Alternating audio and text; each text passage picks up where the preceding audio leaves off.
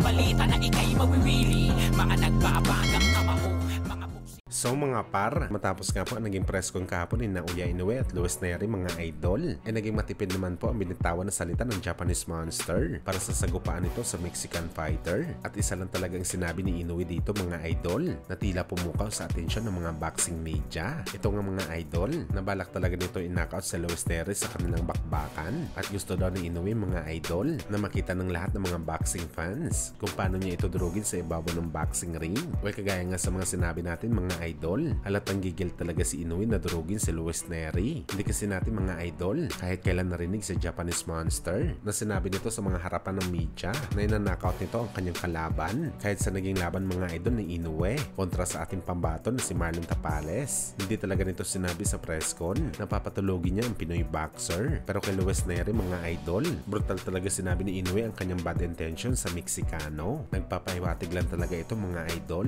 Nagaganti talaga ang Hapones sa lahat ng mga sinabi sa kanya ni Pantera na hindi naman daw ito halimaw sa kanilang dibisyon dahil puro pipitsugin ang kanyang nakalaban sa bakbakan.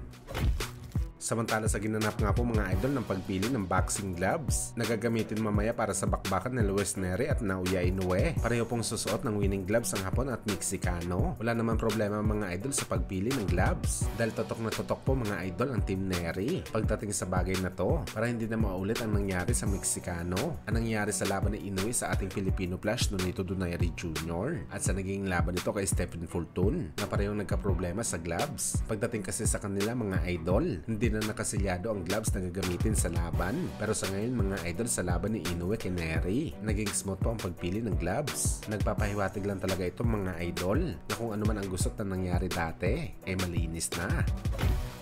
Samantala speaking sa bakbakan ni Luis Neri at Naoya Inoue mga idol, present nga din mga idol ang mga top contenders sa Super Bantamweight kung saan mga idol andyan din sa isa sa mga alaga ni Sean Gibbons. Itong si Teiji Doheny. Nasa Japan na rin mga idol ang WBO at IBF mandatory contender na si Sam Goodman. At ayon sa report mga idol, papunta na rin daw si Murojo Nurmagomedov sa Japan para suportahan ang bakbakan ni Neri at Inoue. Absent lang dito mga idol si General Casimero at Marlon Tapales. Busy sila sa training para sa paparating nila na laban. At speaking kay Cuadro Alas mga idol, nagpasa rin naman ito sa kanyang mga social media account kung saan mga idol nagpanggap na driver si Casimero ng habal-habal at nakaangkas dito sa Luis Neri at Naoya Inoue na merong caption mga idol na easy work at easy win lang sila sa bakbakan.